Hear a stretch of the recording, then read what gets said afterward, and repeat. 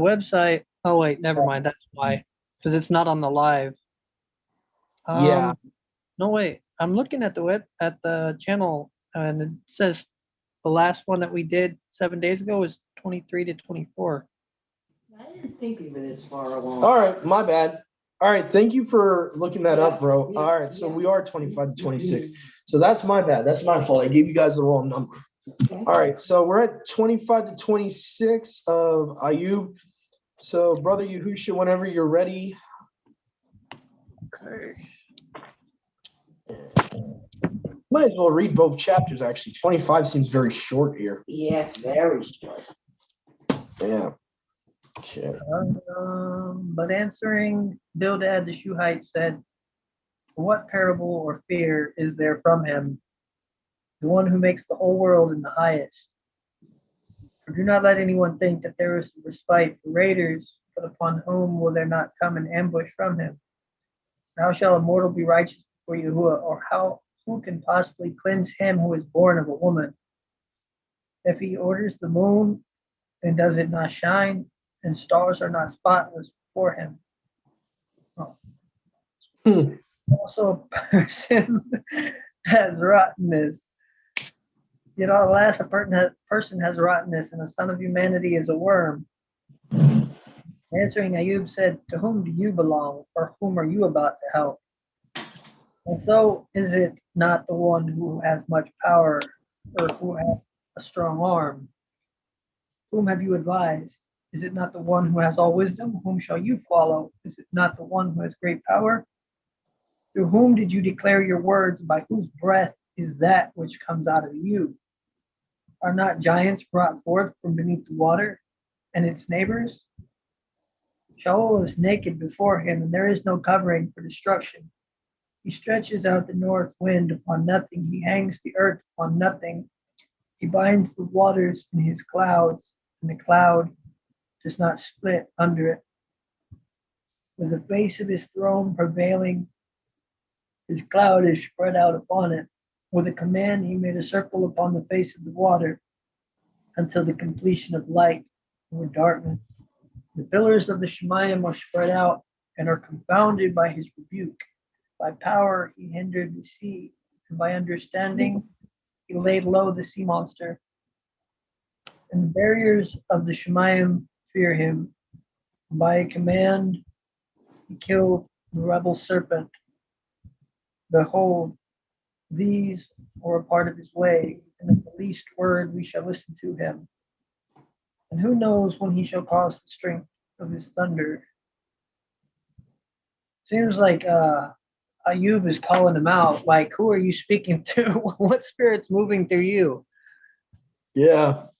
This is why I tell people it's important to understand what a star is. Okay. All right. So it says in chapter 25, the stars are not pure before him. Okay. So that's interesting. Okay. We know stars are angels, right? So really a spirit's moving through Bildad to say that the angels in general are wicked before him, which is actually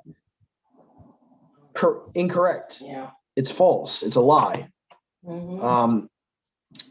Now there are stars that fell, wandering stars that are not pure before him.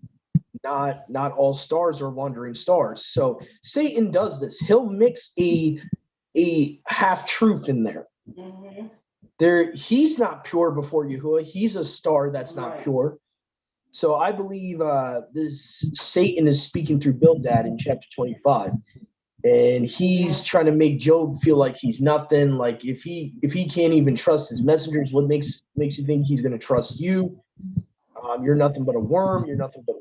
You're rotten to the core. As the net puts it, they're rotten. Men are rotten. So it's kind of interesting here. If you know stars are angels, you know who's talking through Bildad there. So obviously Satan, who has fallen, who Yahuwah does not trust, is going to say that. And so you see that, like Brother Yahusha said, going into chapter 26, you have, it talks about the rebel serpent. Now, obviously, we know who that's talking about. Satan, the rebel dragon. Probably dragon is actually the more correct word here. The only reason I say that is because in my my Net Septuagint says, heaven's bars fear him.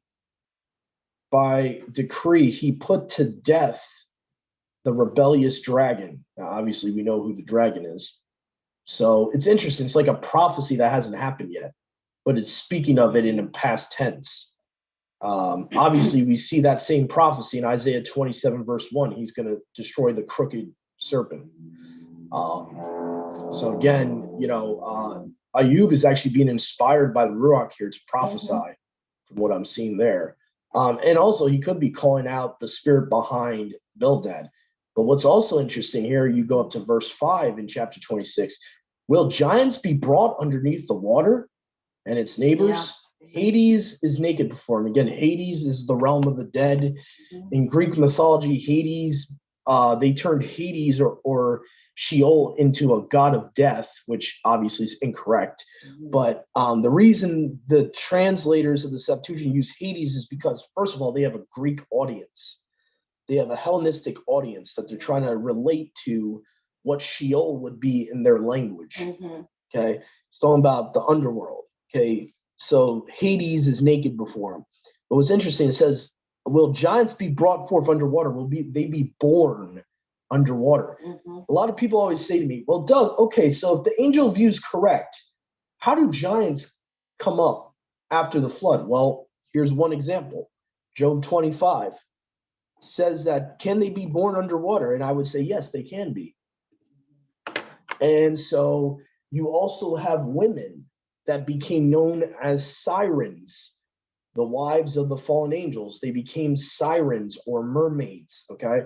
So mermaids, obviously, I'm pretty sure they have a reproductive system, okay? And if they mated with their husbands before their husbands are put in Tartarus, being chained, like 2 Peter says, okay, and they've mated, and became pregnant, before the flood happens, they could give birth to them underwater.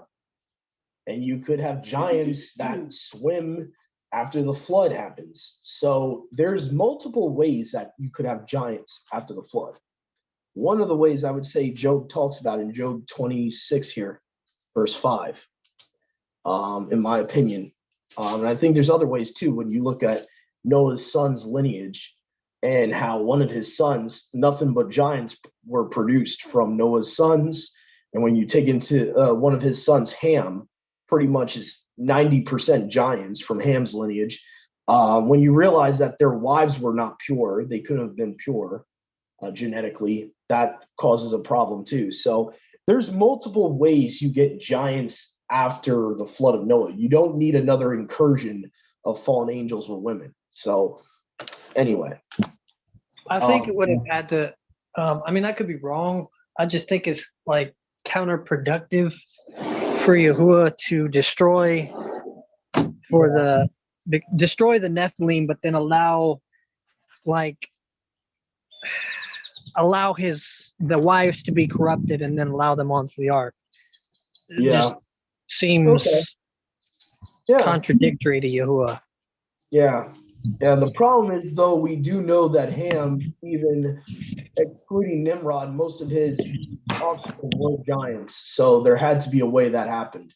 Whether it's a curse by Yahuwah, that Canaan's whole lineage became Nephilim. We do know Nephilim came from Canaan's lineage genetically. So we still have to reconcile that, and there has to be a way that happened. Either the wives were a problem, or if not, then you have a curse being done, and Yahuwah is cursing the children of Canaan because of what Ham did to his dad. So I think the curse just makes more sense because just the other way doesn't make sense. Yeah. Well, the water thing to me seems to be also another way that outside of Canaan's lineage, you have other giants as well. And having born from the water being mentioned in Job 26 could be also a possibility. In my opinion, there's multiple ways that it could happen. But incursion after the flood, that's never mentioned in scripture that ever happened. The two incursions, according to all all of the historical information that we have available, they all agree that both incursions were pre-flood. And so you have, even after the first incursion, you have other giants even after the original quote unquote Clash of the Titans. So you do have, even after the days of Jared, there's still giants. So they're and one of my theories would be why Yahuwah would allow their giants to still be after the flood is because he's giving that land he pre-purposed that land to Israel from the beginning. He's going to allow those giants to come forth, and he's going to have Israel do his will and finish the job. And he could have allowed giants after the flood for that very purpose. So that would be kind of my reasoning why I'm not totally against, but like you said, it doesn't make much sense why he would allow the wives to be corrupt. So I can see your point of view on that as well. But all we do know is there was giants after the flood, and it wasn't just Canaan's lineage. There was multiple giants after the flood. So obviously you have to have some way for that to happen. You got Og of Bashan, you got this person, you got that person. Obviously it's happening some way, and there's no reference to a third incursion. There's that's kind of what I believe about that. But anyway, Mom, I saw you had your hand up. Yes, Go ahead. I just have a question. It kind of sparked my interest when he mentioned Rahab. Is that the Rahab? Oh, no. That's what I'm thinking. We're going to the rabbinical thing here. Okay. So what happens is in the Hebrew, they use the word Rahab for a sea monster. Oh, okay. Because in their rabbinical legends, and I think also in Babylonian legends, there was this evil sea monster that they get the Rahab from. Wow. So it's not talking about the person Rahab. Okay. They're calling the sea monster in Hebrew Rahab. That's what's going on. So in the Septuagint would say, but he has struck down by his knowledge, by Yahusha, he struck down the sea monster. Okay. And heaven's bars fear him, and by decree he put to death the rebellious dragon. Okay. So, we're always looking for the timeline of Job, and I'm saying, no. Did he come after the book of No, that's not the Rahab you're thinking of. No.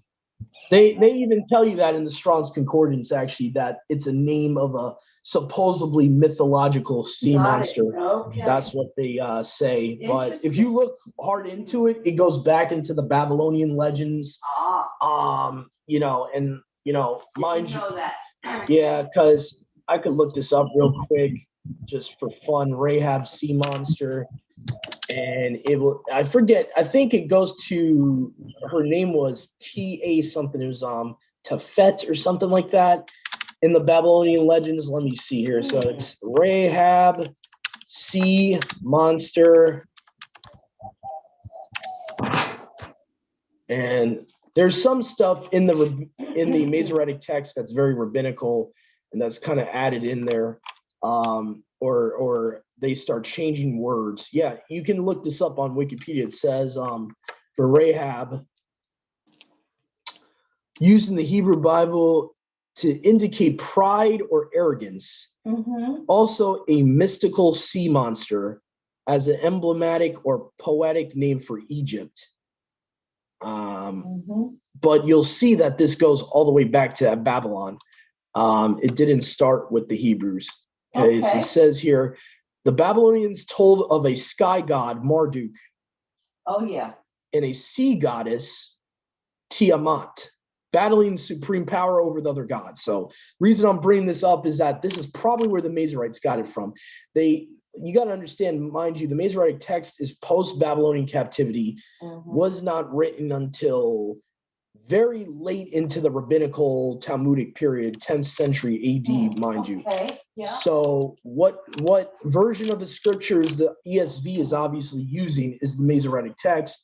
So they started implementing stuff from the Babylonian stuff into their theology. And they started, they changed Abib to Nisan, so on and so forth, Right.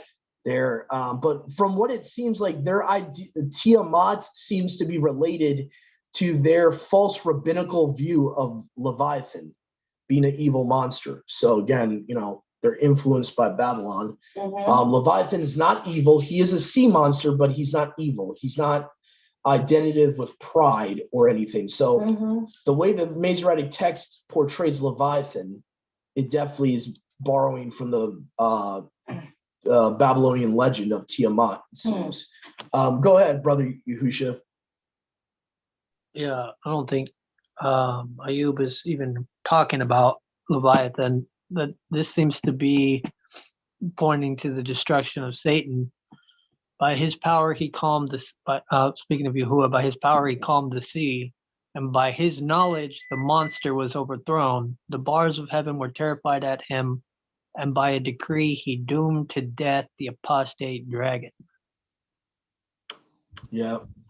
Let me just see here. I'm going to send you guys this link. I'm going to link this article from Wikipedia because it is very detailed, and it does talk about how that perversion of Leviathan came into the rabbinical belief system. It seems like from this Tiamat sea goddess, which probably was a female sea dragon or something in the Babylonian legend. So that's how that happened. And it kind of makes sense when you see the two versions of the book of Job, how the Masoretic portrays Leviathan in, I think, what is it, chapter 42 or 41, where it talks about he's the king of the children of pride, and people think that Leviathan is Satan for some reason. So, there's definitely something weird in their rabbinical belief systems. If you want to know more about that, you're just interested, we did do an expose on that. Me and Brother Joshua one Sabbath, it's called Leviathan is not Satan or a demon. So I really recommend you check that video out. So anyway, so I think that's the end for today's study. There's not much. Oh no. Yeah, that's it. 25 and 26. That's it. Yeah. So pretty much self-explanatory. I also, just one thing before we go. It says the moon doesn't shine when he instructs it to shine. In that time period, that would not be true. According to just scripture alone, the moon is not disobeying him, and not basically what the spirit behind Bildad is trying to say. He's trying to say when he instructs the moon to shine, to have light, the moon doesn't, stays dark. That is a lie. That's a lie. Devil's trying to deceive Job here, make him think that even the moon doesn't obey Yahuwah. So that's another thing to keep in mind. Yeah. Another thing to keep in mind, who is the spirit speaking through Bildad in chapter 25? Go ahead, Brother Yahusha. Give me a second. Oh, that's weird. I didn't even catch that. For some reason, I read it as if he orders the moon, it shines. Okay. Yeah. I think the net makes it a little bit easier to understand in that verse. Let me see here. Lexham says if he orders the moon, then it does not shine. Like the Lexham makes it seem like he's saying to the moon, like, don't shine, and it doesn't shine. Yeah, but I definitely like the way the net puts it, because it doesn't make any sense. Because in the context, he's trying to talk about Bildad's trying to say, even the things in the heavenlies don't obey him. So that's kind of the point of what he's trying to make. And if it is supposed to be worded as he gives an order to the moon and it doesn't shine, I think Job would have already known that. That would have been kind of what? That's true. What the heck? Like, you're telling me something I already know. What's going on, Bildad? What the heck? Right, but if it's in the same context of what he claims about the stars, it makes a lot of sense. So Satan's speaking through Bildad, saying, "Oh no, the moon doesn't obey him. The angels don't obey him. What makes you think you're any better than them? You're any more righteous than them?" And but the only time we see the moon not shining is when Yahuwah commands it not to shine. Now again, even those of us that believe in the book of Enoch, Enoch's talking about a future prophecy that has not happened yet. That's like end time stuff that doesn't, it doesn't happen in its season or whatever, how it says the seasons will be off and the luminaries will be off. That doesn't happen until like the end times. So we got to keep everything in context there. Job is talking about during the time of Job. Mhm. talking about like right then. And in normal circumstances, it always obeys Yahuwah, whether he tells it to shine or not to shine. It doesn't go against his order. That's right. Now, the only time that will happen is in the end times. We also Mhm. see that in Revelations, in the canon, mind you, Yeah. where it says the moon will not give its shine. But at the same time, we could make the argument that Yahuwah is telling it not to do that. So That's right. at the same time, it's not that it's being rebellious. It could be just No. Yahuwah is telling it not to shine for prophetic purposes. Mhm. And he's telling the sun to not give its light for prophetic purposes, you know. But anyway, so that's just something that came to my mind. So anyway, but obviously we see that Bildad was used by the devil to try to falsely accuse his brother Job. And you know that I think that's why Yahuwah is so harsh on his friends later on, is that like Yahuwah knows that these friends of his have actually allowed Satan to influence them. And you know, I think that's why Yahuwah was harsh on them, you know. Yeah, definitely. So anyway, but stay tuned for next time, everyone. We Yahuwah willing, we will be back on, and eventually, Yahuwah willing, I would like to do our next expose of exposing the book of Second Baruch. So Yahuwah willing, we'll be doing that study soon. Shabbat Shalom, everyone, and have a great rest of your Sabbath, all of our brothers and sisters in Yahushua out there.